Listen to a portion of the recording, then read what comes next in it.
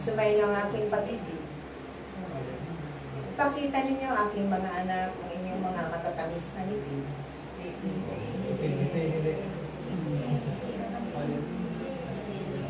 Dahil ako man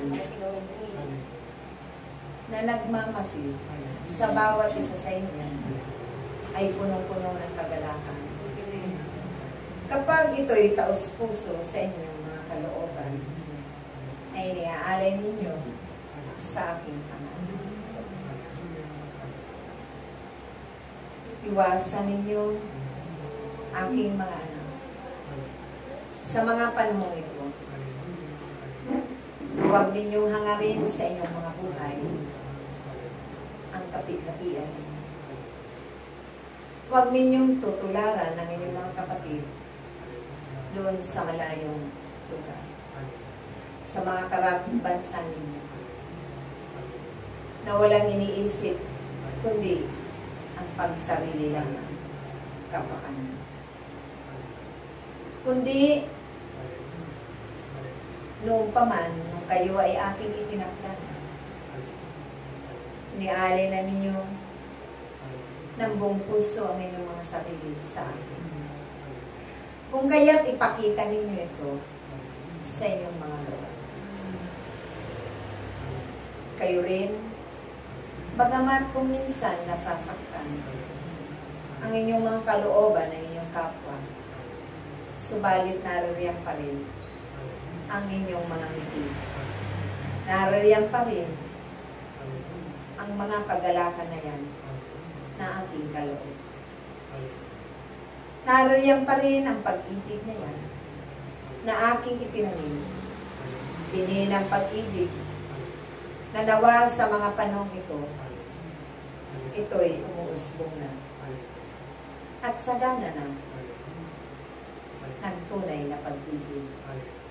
Kalakip nito ang katapatan sa akin sa paglilingkod sa araw-araw ninyong pamumuhay. Mamuhay nawa kayo, aking mga anak, ang naaayon sa aking kalooban.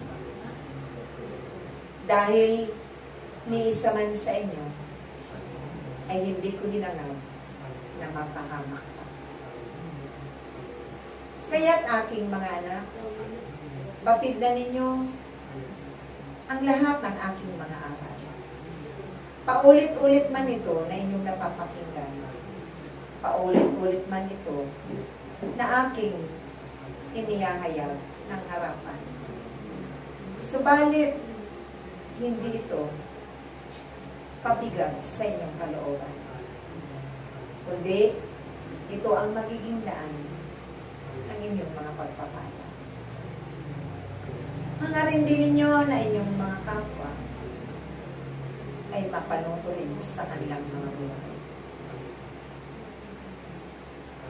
Kayanan ninyo o makayanan ninyo na ibigin sila kahit man hindi kaibigin. Dahil ito ang aking katuruan, aking mga anak. Mahirap mang kumbinsan. Subalit, yan ang aking itinakda sa bawat isa sa inyo. Isa-isa ko kayong inilapit sa inyong mga kapwa. Isa-isa ko kayong binigkis ang aking pag-ibig. Kung kaya't walang kadahilanan na hindi ninyo ito masusunod. Kung maisa pamuhay, kailan. Dahil kung kayo nga ang aking mga tunay na alagad at tapat na alagad na aking pinagkatiwalaan, din sana'y kayo makakagawa ng aking napagmamasdan. Alam na ninyo ito, aking mga anak. At ako rin ang nakakabatid ng lahat ng iyan.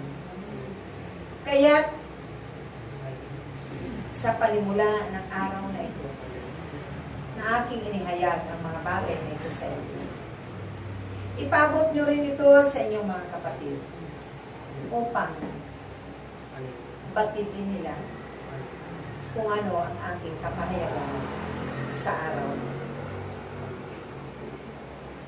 umibig kayo ng tunay aking mga anak. Dahil ang pag-ibig ko ay dadaan sa mahabang proseso ng paglalakbay. Kalakip nito ay ang pagsasakripisyo. Ang masaktan o masugatan ng mga kalooban, ang mabigatan kung minsan dahil sa mga pasanin ninyo na aking pinahihintulutan. Iilan lang aking mga anak ang nakakadaan sa makipot kapinturan na aking itinalaga. Kung minsan pag-isipan ninyo ng mabuti, kung ano ang nararapat ninyong sundin at tukdin, habang kayo ay narito pa sa mundong ibabaw. Habang naririyan pa ang inyong mga lakas at may buhay na aking ipinagkaloob. Huwag ninyong tutularan ang inyong mga kapatid na nararanasan nila ngayon ng kapigapian, ang karahasan, ang hirap at sakit sa kanilang mga buhay. Kaya't marunong na kayo mamili dahil lahat kayo ay may kalayaan, aking mga anak. Subalit, pagninilayan nyo rin ang lahat na ito, aking mga anak. Upang hindi ninyo pagsisisinan kung ano man ang inyong makakamtan pagdating sa dulo na aking pahihintulutan ang hindi ninyo magugusto. Kaya't aking mga anak, naway ang magkaisa kayo sa aking bagong Jerusalem.